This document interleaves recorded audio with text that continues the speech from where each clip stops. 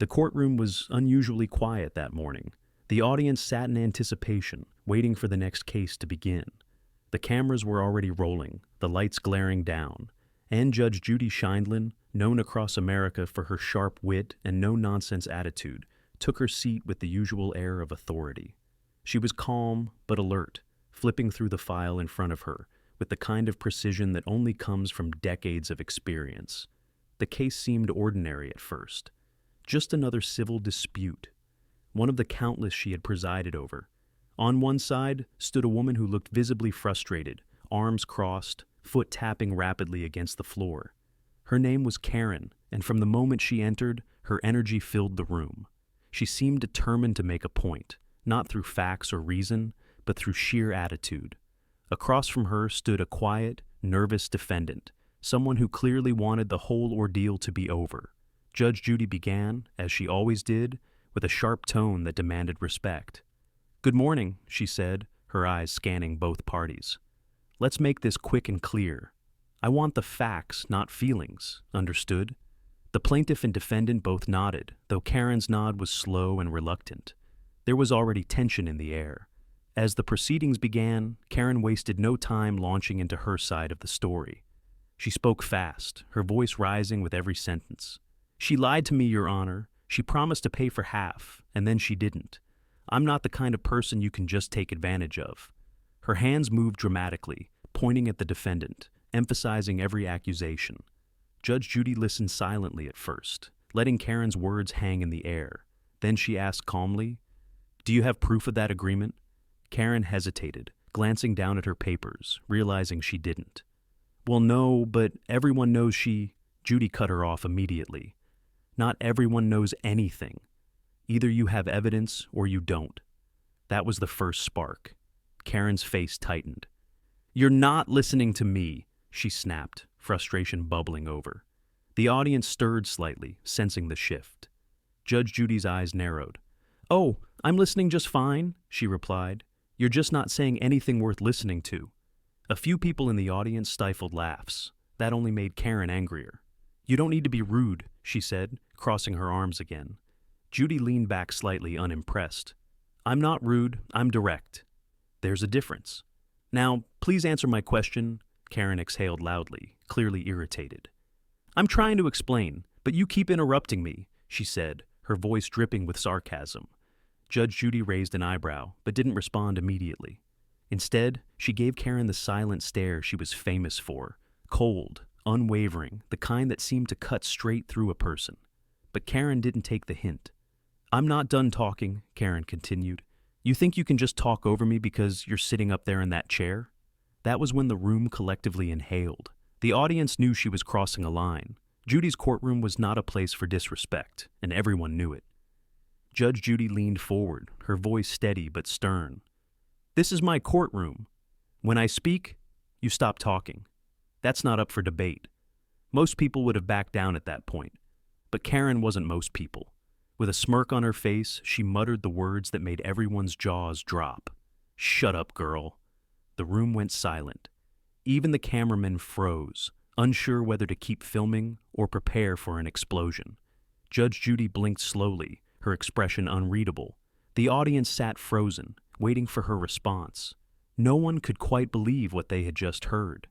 It wasn't just disrespect. It was outright defiance. For a long second, Judy said nothing. The silence stretched so long that it became uncomfortable. Karen shifted in her place, her smirk fading just slightly. Finally, Judge Judy spoke, but her voice was calm, almost too calm. "Did you just tell me to shut up?" she asked, enunciating every word. Karen shrugged. "I said what I said," she replied, her tone still smug. "You're not going to talk down to me." There it was, the full challenge. The audience collectively held its breath. They had seen Judge Judy deal with all kinds of attitudes before: rude defendants, overconfident plaintiffs, even people who tried to argue with her logic. But this was something else. This was personal. The woman in front of her had just told one of the most respected judges in television history to shut up. Judy straightened in her chair, her hands folded neatly on the desk. Her expression didn't show anger. If anything, it showed amusement. That made the moment even more unsettling. "You must be very brave," she said softly, "or very foolish." Karen tried to laugh it off. "I'm just being honest," she said. "Someone needs to tell you when you're being rude." The courtroom air felt heavy after that tense exchange. Even though Judge Judy had spoken calmly, her words carried the weight of 1,000 lessons. Every person in the room, from the audience to the bailiff, could sense that Karen had crossed a line she would soon regret. For a few long seconds, no one spoke. The silence lingered like a warning. Karen fidgeted with the stack of papers in her hands, pretending to look for something, but everyone knew she was just trying to recover from what had just happened. The smug confidence that had filled her moments earlier had begun to fade, replaced by something closer to embarrassment. Judge Judy took a deep breath and straightened the papers before her. "Let's get back to the facts," she said firmly. "You're claiming the defendant owes you money, correct?" Karen nodded quickly, avoiding Judy's eyes. "Yes, Your Honor. I lent her the money, and she promised she'd pay me back in 2 weeks." "And when exactly was this loan made?" Judy asked, her pen poised above her notepad. Karen hesitated. About 5 months ago." Judy raised an eyebrow. 5 months? And you have no written agreement, no text messages, no proof of repayment terms?" Karen shifted uncomfortably. "No, but we had a verbal agreement. I trusted her. She's supposed to be my friend." Judy sighed. "Ah, yes, the famous verbal agreement between friends. You know what that's worth in court?" Karen blinked. "What?" "Nothing," Judy said bluntly. "Absolutely nothing." The audience laughed softly, but Judy didn't smile. She was all business. "You came here to seek justice, but justice doesn't work on feelings or friendships. It works on evidence. You can't expect me to rule in your favor just because you're loud."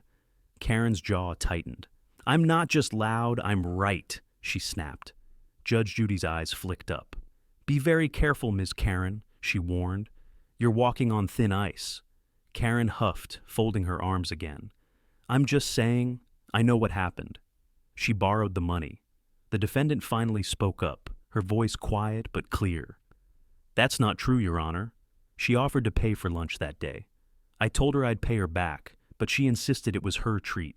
Now she's saying it was a loan." Judy turned back to Karen. "Is that true? Did you offer to pay?"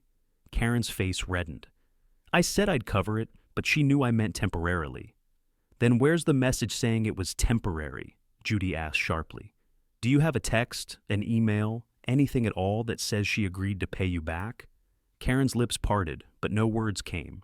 She looked down at the folder in her hands as if the proof might magically appear. "No," she admitted softly. Judy nodded.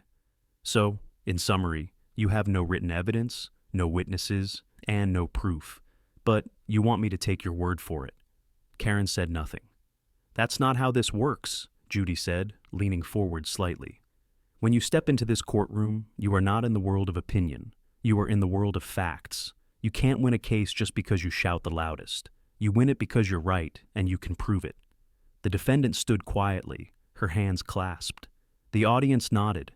Everyone could feel where this was heading. Karen tried to recover. "But, Your Honor, I feel like you're not giving me a chance to explain my side."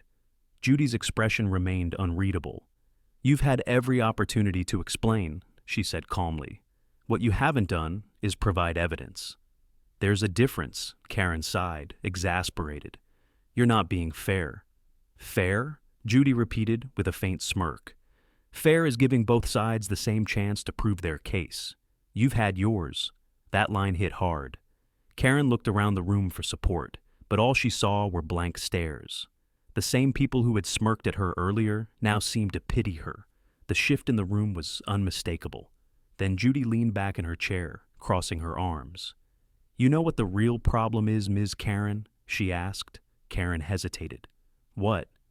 "You confuse confidence with arrogance," Judy replied. "You think that speaking louder makes your story more believable. But in this courtroom, arrogance is the fastest way to lose credibility." The audience murmured in agreement. Judy continued, her voice steady but powerful. "I've been doing this for more years than you've been arguing. And in all that time, one thing has never changed. The truth speaks for itself. It doesn't need to shout." Karen swallowed hard, visibly shrinking in her seat. For the first time, she looked genuinely humbled. Judy didn't stop there. When you told me to shut up, that wasn't just rude. It was revealing. It told me everything I needed to know about your attitude. You came here wanting validation, not justice. You wanted me to agree with you, not to hear the truth. And that's why people like you lose in court and in life. Karen's eyes glistened slightly. She blinked rapidly, trying not to let anyone see the emotion that was starting to surface. Judy's tone softened, but it didn't lose its edge. Listen carefully, Miss Karen. I'm not here to embarrass you. I'm here to remind you. Respect isn't something you demand. It's something you earn. You earn it through honesty, humility, and self-control. And when you tell people to shut up, what you're really saying is, I don't want to learn. That's the kind of attitude that keeps people stuck. The defendant lowered her gaze respectfully. The audience remained completely silent. You could almost hear the hum of the cameras recording the moment. Then Judy turned toward the defendant. You owe her nothing, she said firmly. Case dismissed. The gavel came down with a sharp crack, echoing through the room. It was final and symbolic. Karen's case, along with her pride, had just collapsed before the eyes of millions. Karen stood there frozen for a moment, processing what had just happened. She had walked in thinking she could outtalk the judge, but instead, she had been handed one of the most powerful lessons of her life. As she gathered her papers, Judy's voice stopped her once more. Before you leave, the judge said, let me give you one last piece of advice. Karen turned, her voice barely a whisper. Yes, Your Honor? Judy leaned forward slightly. The next time someone tries to help you understand the rules, try listening instead of attacking. The world doesn't revolve around your emotions. It runs on facts, fairness, and respect. The sooner you understand that, the sooner your life will start working better. Karen didn't reply. She nodded faintly, murmured a quiet, "Thank you," and walked out of the courtroom. The audience erupted in quiet applause, not because they enjoyed seeing her lose, but because of how powerfully Judge Judy had handled the situation. It wasn't just about one rude remark anymore. It was about how wisdom, calm, and truth always overpower arrogance. As the credits rolled and the cameras stopped, the moment replayed across social media within hours.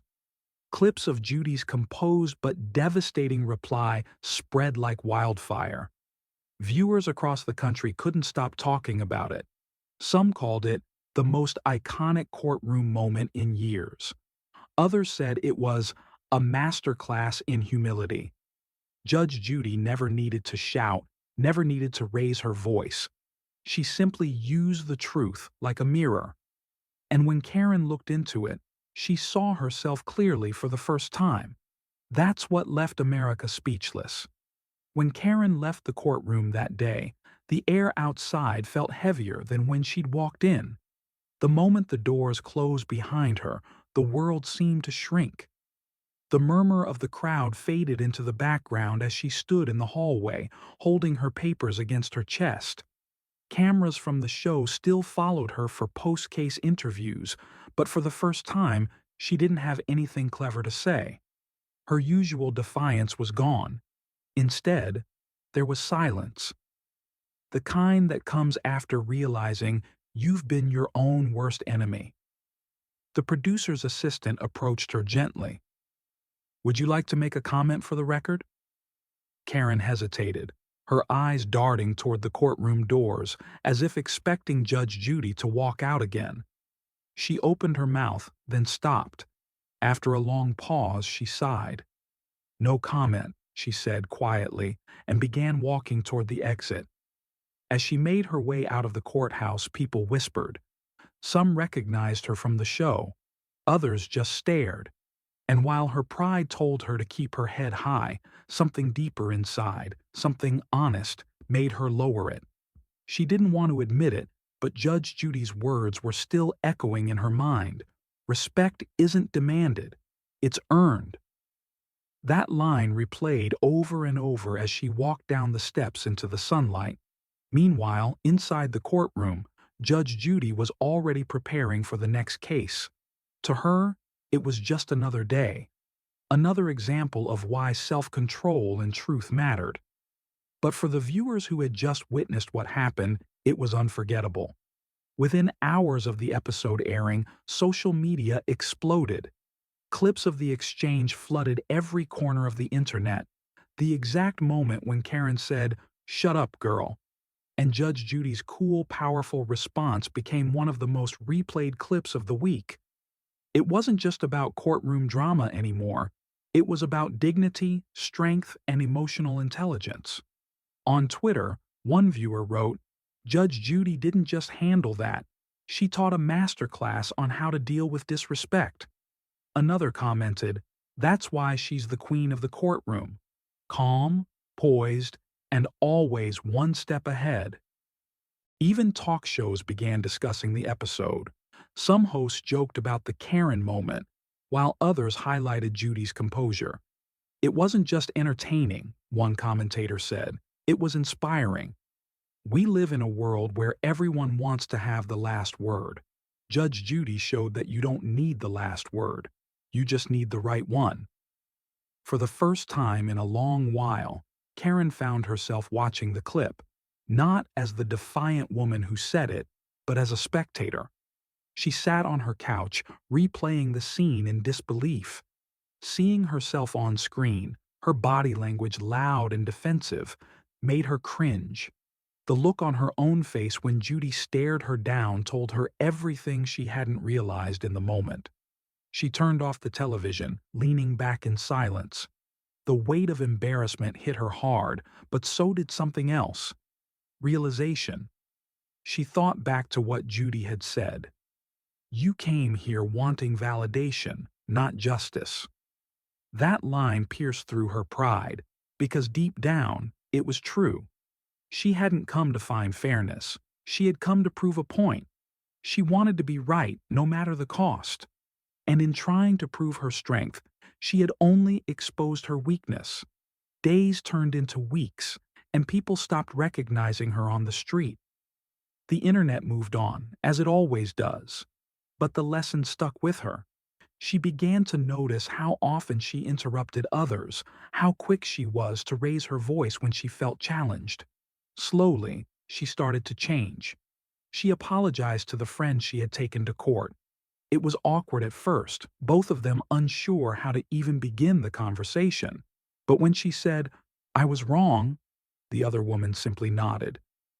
"I know," she said softly. "We all saw it." Karen laughed nervously, feeling the sting of truth but also relief. It felt good to finally take responsibility. It was humbling, yes, but freeing too.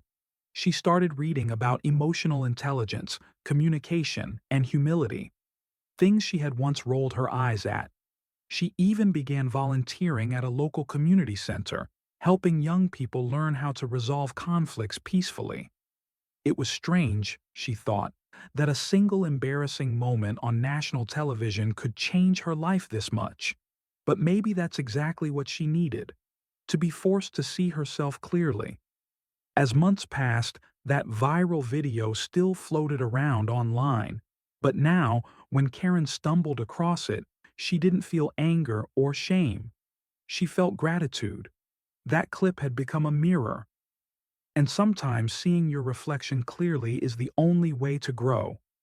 Judge Judy, on the other hand, continued doing what she had always done, guiding, correcting, and upholding the truth. For her, it wasn't about being famous or powerful. It was about teaching people that respect and reason will always outweigh ego. During one interview, when asked about that particular case, Judy simply smiled. "People like that woman come in here all the time," she said. "But the courtroom is a reflection of life. If you can't listen, you can't learn.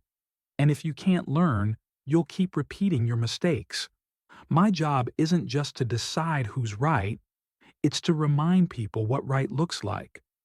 Her words struck a chord across the nation. The clip wasn't just entertainment anymore. It became a symbol of composure, strength, and justice.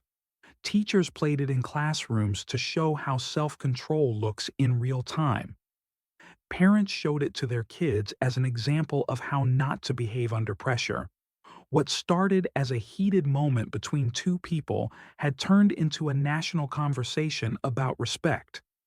Karen never appeared on television again, but her story quietly lived on. And every now and then, someone would recognize her and say, "Hey, aren't you that woman from Judge Judy?" She would smile shyly and reply, "Yes, and I learned a lot from that." Those words carried humility, the kind that only comes after being humbled.